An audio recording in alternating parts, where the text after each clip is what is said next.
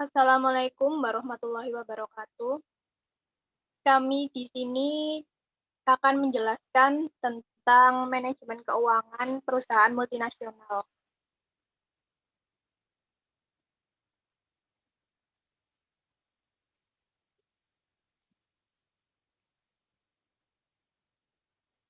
Kami terdiri atas dua anggota. Yang pertama Handar Nestaria, yaitu saya sendiri, dan rekan saya Zufar Hanan.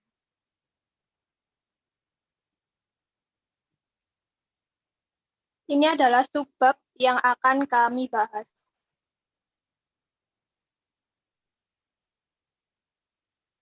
Yang pertama ada tujuan perusahaan multinasional dan kendala pencapaiannya.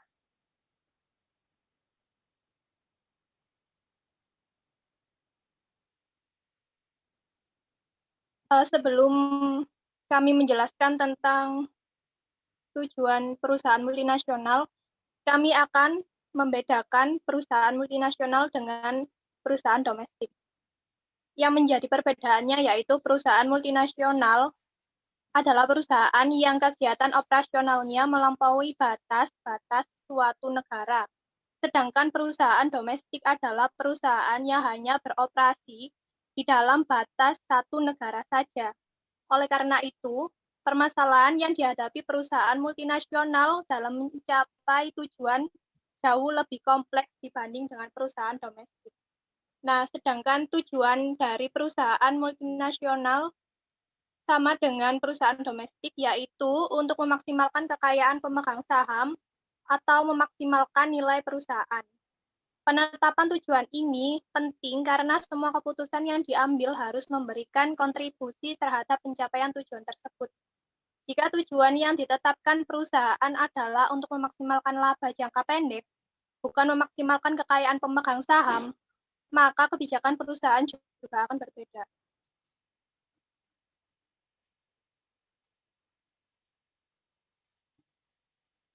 Untuk mencapai tujuan perusahaan multinasional, terdapat berbagai kendala. Kendala yang pertama yaitu kendala lingkungan. Setiap negara memberlakukan pembatasan lingkungannya masing-masing. Sejumlah negara dapat memberlakukan pembatasan terhadap anak perusahaan yang induknya di negara lain. Yang kedua ada kendala peraturan. Setiap negara memberlakukan undang-undang peraturannya masing-masing yang berkaitan dengan pajak, nilai tukar, dan pembatasan pengiriman keuntungan. Yang ketiga ada kendala etika. Tidak ada suatu standar aturan bisnis yang berlaku untuk semua negara. Praktik bisnis yang dianggap tidak etis di suatu negara mungkin dianggap etis di negara lain.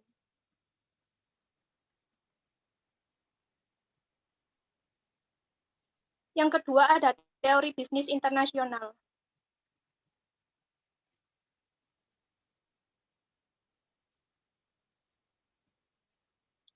Teori bisnis internasional ini ada 3 teori.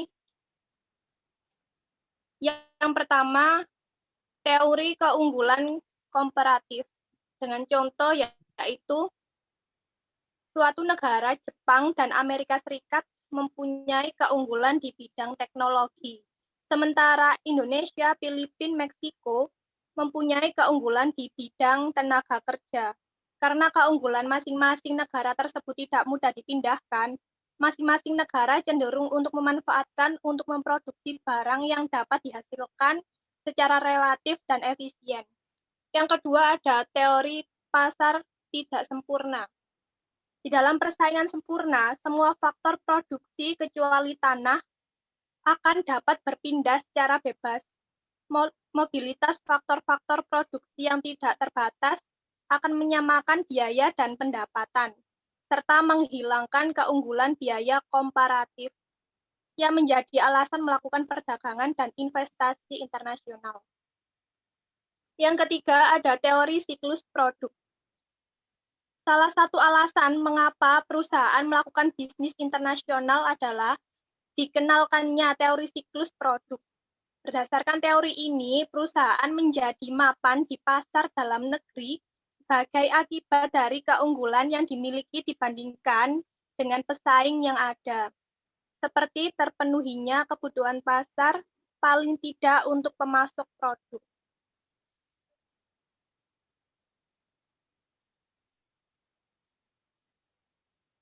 Selanjutnya ada pasar valuta asing dan nilai tukar.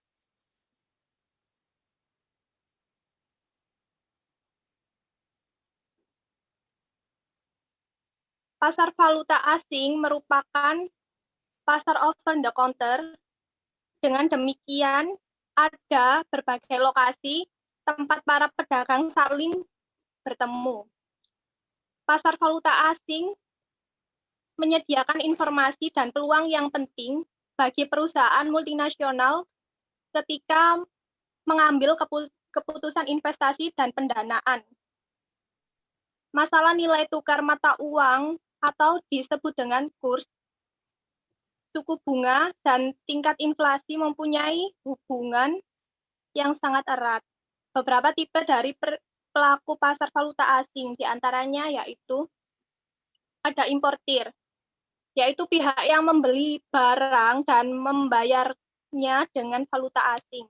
Yang kedua ada eksportir, yaitu pihak yang menjual barang dan menerima pembayaran dalam valuta asing dan mungkin ingin menukarkannya ke dalam valuta uang domestik. Yang ketiga ada manajer portofolio, yaitu pihak yang membeli dan menjual saham obligasi asing. Yang keempat ada broker valuta asing, yaitu pihak yang mempertemukan pesanan jual atau beli valuta asing. Yang kelima, pedagang, yaitu pihak yang mempertemukan pesanan jual atau beli valuta asing. Yang terakhir ada spekulator, yaitu pihak yang mencoba memperoleh keuntungan dari perubahan nilai tukar.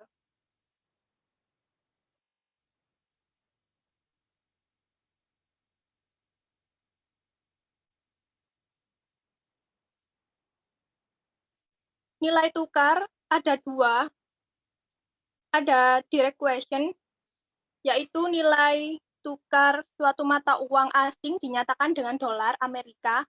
Contohnya yaitu 1 dolar Australia sama dengan 0,95 dolar Amerika. Contoh lainnya yaitu 1 rupiah sama dengan 0,0001 dolar. Yang kedua ada indirect question, yaitu nilai tukar suatu mata uang dolar Amerika dinyatakan dengan mata uang asing. Kebalikan dari direct question tadi. Contohnya yaitu 1 dolar Amerika sama dengan 1,053 dolar Australia. Sedangkan 1 dolar Amerika jika dinyatakan dengan rupiah menjadi 10.000 rupiah.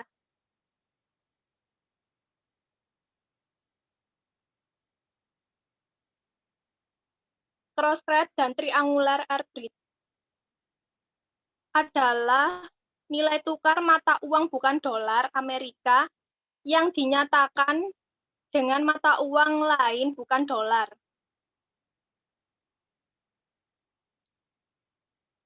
Sebagai contoh, nilai tukar mata uang euro dan Swiss francs. 1 dolar sama dengan 1 euro.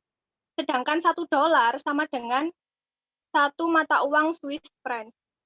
Jika cross rate di pasar ya dibagi dengan mata uang Swiss sama dengan 0,4 euro. Hal ini mengidentifikasi bahwa cross rate yang tidak konsisten. Untuk memahami hal ini, anggap Anda memiliki 100 dolar Amerika. Jika Anda konversikan menjadi Swiss, maka Anda akan memperoleh 100 dolar dikalikan dengan 2 mata uang Swiss, yang hasilnya menjadi 200 mata uang Swiss. Jika Swiss francs kemudian dikonversikan ke euro berdasarkan cross rate di pasaran, Anda akan memperoleh 200 Swiss francs dikalikan 0,4 euro sama dengan 80 euro. Apabila Anda konversikan dolar dimiliki langsung ke euro tanpa melalui Swiss, Anda akan memperoleh 100 dolar dikalikan 1 dalam bentuk euro menjadi 100 euro. Untuk memperoleh keuntungan dapat dilakukan dengan cara membeli pada harga yang rendah dan menjual pada harga yang tinggi. Hal yang penting untuk dicatat adalah mata uang euro lebih murah jika dibeli dengan menggunakan dolar Amerika secara langsung. Karena dengan 1 dolar akan diperoleh 1 euro daripada hanya memperoleh 0,8 euro. Untuk itu, dapat melakukan proses sebagai berikut. Langkah-langkahnya yang pertama, beli 100 euro dengan 100 dolar Amerika. Yang kedua, gunakan 100 euro untuk membeli Swiss pada cross rate karena dibutuhkan 0,4 euro untuk membeli Swiss francs, maka akan diperoleh 100 euro dibagi 0,4 menjadi 250 mata uang Swiss. Yang ketiga, gunakan mata uang Swiss 250 untuk membeli dolar. Karena nilai tukar dolar, 1 dolar sama dengan 2 mata uang Swiss. Maka akan diperoleh 250 dibagi 2 yang menjadi 125 dolar. Hal ini menunjukkan untuk 1 kali putaran transaksi dengan 100 dolar, Anda akan memperoleh keuntungan sebesar 25 dolar. Ulangi langkah 1 sampai dengan langkah ketiga.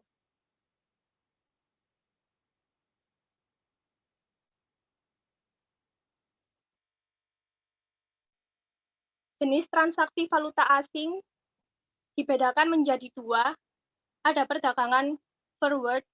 Perdagangan forward adalah kesepakatan untuk menukar valuta asing pada waktu tertentu di masa yang akan datang dan nilai tukar yang akan digunakan pada transaksi tersebut disepakati sekarang disebut nilai tukar forward. Contohnya, nilai tukar Swiss francs di pasar spot adalah 1 Swiss francs sama dengan 0,992 dolar. Sedangkan nilai tukar di pasar forward 180 hari yang akan datang menjadi 0,95 dolar. Dan yang kedua ada perdagangan spot. Perdagangan spot adalah kesepakatan untuk menukarkan mata uang di tempat atau disebut dengan on the spot. Dengan kata lain, transaksi akan diselesaikan segera. Nilai tukar pada saat perdagangan spot disebut nilai tukar spot atau spot exchange rate.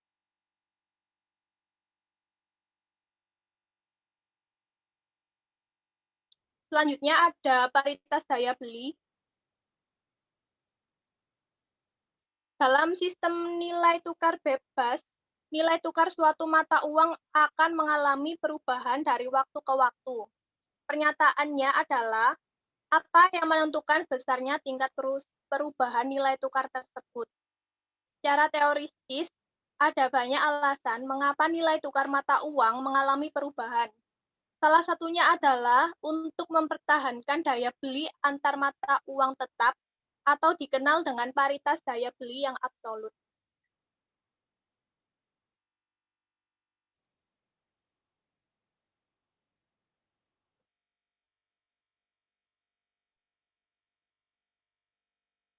Paritas daya beli absolut adalah harga suatu komoditas sama dengan mata uang apapun yang dipakai untuk membeli atau dimanapun komoditas tersebut dijual.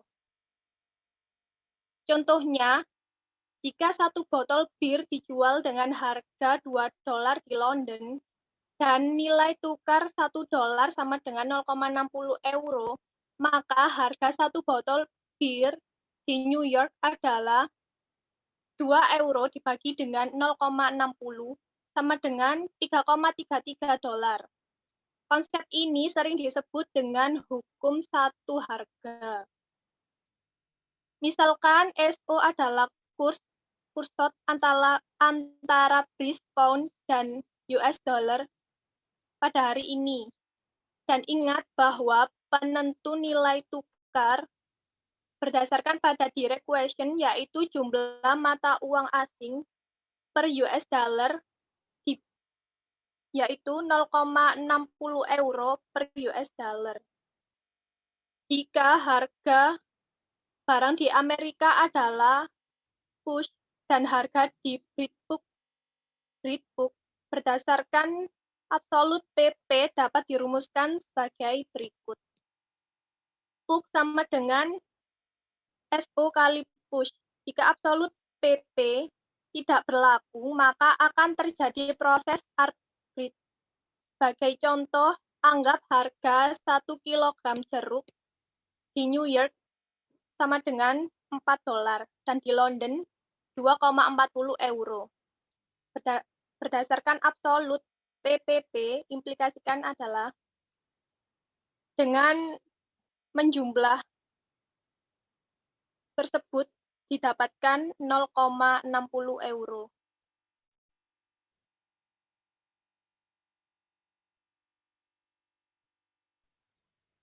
Interest rate parity atau IRP.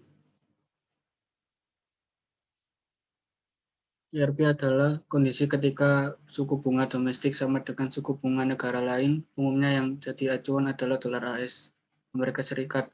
Setelah menyesuaikan ekspektasi nilai tukar, jadi ketika kondisi interest parity tercapai, maka tidak ada bedanya menabung dalam aset rupiah maupun aset dolar.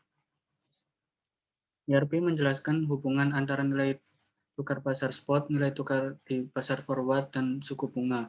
Misalnya FD, tingkat nilai tukar forward untuk penyelesaian pada waktu T, RF US, suku bunga nominal bebas risiko di USA, RFFC, suku bunga nominal bebas risiko di negara asing.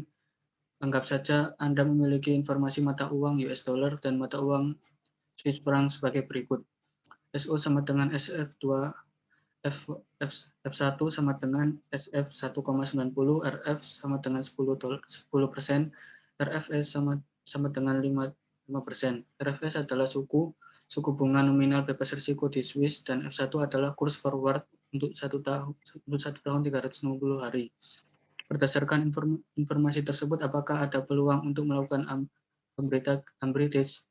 Misalkan Anda mempunyai uang sebanyak $1 untuk diinvestasikan, dan Anda menginginkan investasi bebas risiko. Alternatif pertama adalah Anda bisa berinvestasi di USA selama 1 tahun atau 360 hari, sehingga nilai investasi menjadi $1 kali nilai investasi dalam US dollar sama dengan $1 kali 1 tambah 0,10 sama dengan 1,1 dolar. Alternatif kedua adalah investasi di Swiss. Untuk itu Anda perlu melakukan langkah-langkah sebagai berikut. 1. Mengonversi US dollar 1 ke Swiss franc sama dengan Swiss franc 2. Pada saat yang sama, Anda melakukan kontrak forward untuk menukar Swiss franc ke US dollar 1 tahun yang akan datang dengan kurs forward 1,9 Swiss franc. Artinya, setiap Swiss franc 1,9 akan ditukar dengan $1 1 tahun yang akan datang. Yang ketiga, investasikan 2 Swiss franc dengan bunga RFS sama dengan 5% per tahun, dan hasilnya adalah nilai investasi saham sama dengan 2,1 Swiss franc. Konvensikan kembali 2,1 Swiss franc ke US dollar dengan kurs forward 1,9 Swiss franc sama dengan $1, dan hasilnya adalah 1,153 dolar. Nilai investasi berdasarkan strategi corporate interest arbitrage dapat ditulis sebagai berikut. Nilai investasi US dollar dalam 1 tahun adalah 1,153 dolar. Tingkat keuntungan dari strategi investasi ini sebesar 10,53%. Hasil ini lebih tinggi daripada tingkat keuntungan investasi di US sebesar 10%. Karena kedua investasi tersebut bebas risiko, maka ada peluang bagi investor untuk melakukan arbitrage. Berikut ini adalah grafik analis IRP, forward rate dan future spot rate. Selain PPP dan IRP, terdapat satu teori lagi yang menjelaskan hubungan antara forward rate dan expected future spot free. Dalam kondisi unbiased forward rate atau UFR, dikatakan bahwa forward rate F1 adalah sama dengan expected future spot rate E atau S1. F1 sama dengan E tanda kurung S1 dengan periode T UFR dapat ditulis FT sama dengan EST. Secara longgar, pada kondisi UFR dinyatakan bahwa rata-rata kurs forward sama dengan kurs spot pada waktu yang akan datang. Jika faktor risiko diabaikan, maka akan berlaku kondisi kurs spot di masa yang akan datang sebesar 10 yen. Hal ini berarti seorang yang ingin menukarkan dolar ke yen di masa yang akan datang secara konsisten akan memperoleh lebih banyak yen tanpa harus menukarkan dolar ke yen di masa yang akan datang. Secara konsisten akan memperoleh lebih banyak yen tanpa harus melakukan kontrak forward. Oleh karena itu, kontrak forward harus meningkat agar seorang tertarik melakukan transaksi forward. Demikian pula sebaliknya, jika kurs forward secara konsisten lebih tinggi daripada kurs spot di masa yang akan datang, sehingga seorang yang ingin menukarkan yen ke dolar akan memperoleh lebih banyak dolar per yen tanpa harus melakukan lebih banyak forward. Atas dasar tersebut, kurs forward dan kurs spot di masa depan harus sama dengan secara rata-rata. Telah dijelaskan 3 macam hubungan berdasarkan PPP, IRP, dan UFR. Yang dijelaskan hubungan antara variabel keuangan utama yaitu suku bunga, nilai tukar, dan tingkat inflasi. Bahwa ini adalah komunikasi dari ketiga hubungan tersebut dalam satu kelompok yang dikenal dengan Uncovered Interest Parity (UIP). Apabila kita dikombinasikan UFR dan IRP dengan mensubstitusikan S1 dengan F1, maka diperoleh hubungan sebagai berikut. Hubungan ini disebut Uncovered Interest Parity UI atau UIP yang mempunyai peranan yang penting dalam menjelaskan penganggaran modal capital budgeting bagi perusahaan multinasional. Jika periode waktunya adalah T, maka UIP dapat dirumuskan sebagai berikut. Jika kita bandingkan PPP dan UIP, keduanya memiliki I S1 pada ruas kiri. Dengan demikian, ruas kanannya menjadi sama, yaitu sebagai berikut. Hal ini menjelaskan bahwa perbedaan pendapatan antara US dan pendapatan negara lainnya sama dengan perbedaan tingkat inflasi di US dengan tingkat inflasi di negara lainnya. Dengan menata ulang sedikit, hubungan tersebut akan menjadi International Fisher Effect atau IFE. FE sama dengan IFE FE sama dengan RF US dikurangi IFC sama dengan RF FC dikurangi IFC. International Fisher Effect menyatakan bahwa suku bunga real adalah sama antar negara. Jika suku bunga real antar negara berbeda, maka akan terjadi aliran antar dana keluar dari dana yang suku bunga yang rendah dan masuk ke negara yang suku bunganya realnya tinggi. Proses ini akan menyamakan suku bunga real di kedua negara tersebut. Biaya tetap fixed cost. Biaya tetap secara periodik lebih mudah untuk diprediksi daripada biaya variabel, karena biaya tetap tidak sensitif terhadap perubahan permintaan. Umur project lifetime. Jumlah proyek memiliki umur yang terbatas sehingga sulit untuk dievaluasi.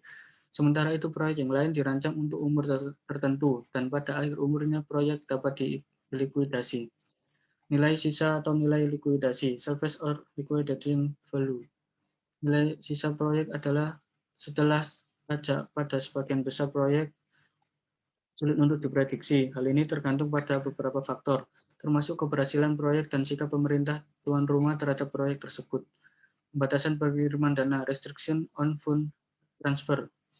Pembatasan pengiriman dana menjaga masuknya dana kembali ke perusahaan induk. Hal ini akan mempengaruhi proyeksi arus kas dari perspektif induk perusahaan. Apabila perusahaan induk mengetahui adanya pembatasan tersebut, perusahaan induk dapat mempertimbangkan ketika membuka proyeksi arus kas. undang-undang pajak atau tax laws. Beberapa negara perusahaan MNC memperoleh pengurangan pajak atas laba yang memperoleh anak perusahaan atau bahkan membebaskan pajak dalam kurun waktu tertentu. Hal ini dilakukan oleh negara tuan rumah sebagai salah satu bentuk intensif untuk menarik perusahaan MNC agar segera berinvestasi di negara tersebut. Kurs mata uang exchange. Haruskah suatu proyek internasional akan dipengaruhi oleh fluktuasi nilai tukar selama umur proyek, tetapi perubahan nilai tukar tersebut sangat sulit untuk diprediksi.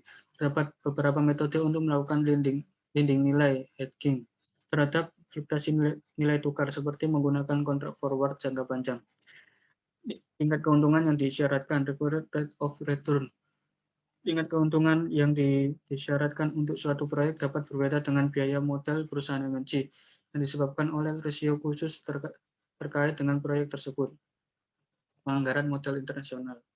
Penganggaran modal untuk perusahaan multinasional berbeda dengan perusahaan domestik. Hal ini karena faktor-faktor yang perlu dipertimbangkan dalam pengambilan keputusan penganggaran modal oleh perusahaan multinasional tidak selalu sama dengan perusahaan domestik. Pengambilan keputusan pengangguran modal perusahaan multinasional perlu mempertimbangkan perubahan nilai tukar nilai mata uang, perbedaan pajak antar negara, induk perusahaan dengan anak perusahaan, hambatan pengiriman dana, dan sebagainya.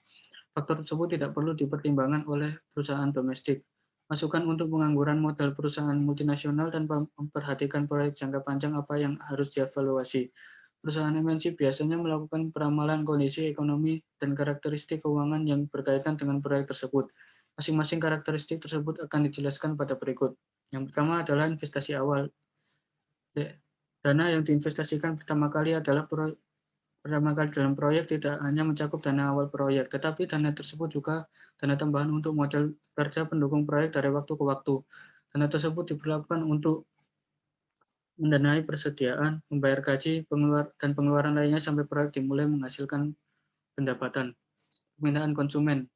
Perusahaan MNC sering menentukan besarnya permintaan produk di masa yang akan datang berdasarkan presentasi pangsa pasar untuk produk tersebut. Ramalan pemerintahan kadang-kadang dapat dibantu dengan menggunakan data historis pangsa perusahaan MNC yang lain dalam suatu industri ketika perusahaan MNC memasuki pasar tersebut.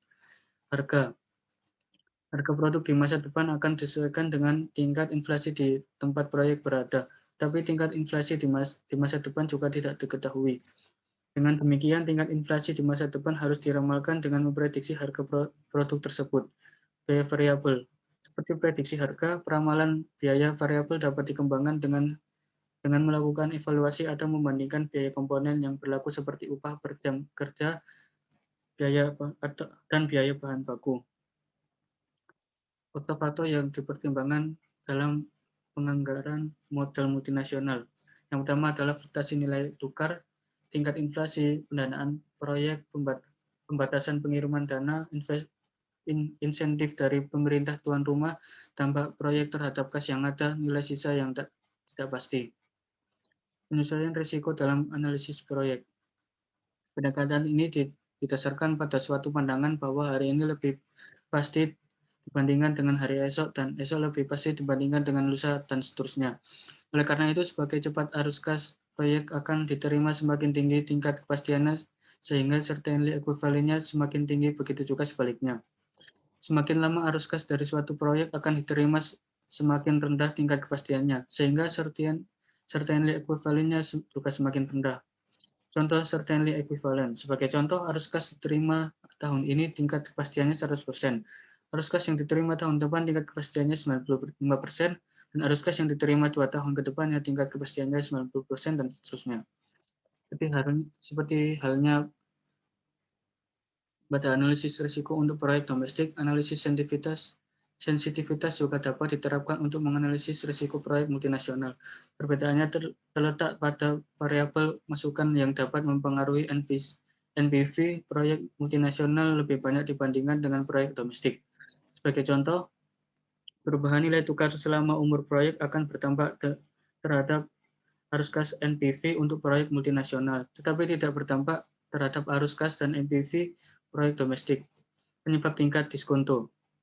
Semakin besar ketidakpastian proyeksi arus kas suatu proyek, semakin tinggi tingkat diskonto yang akan digunakan untuk menghitung nilai sekarang.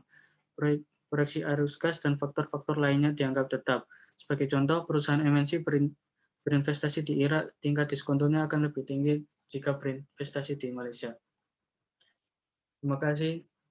Sekian dari kelompok kami. Wassalamualaikum warahmatullahi wabarakatuh.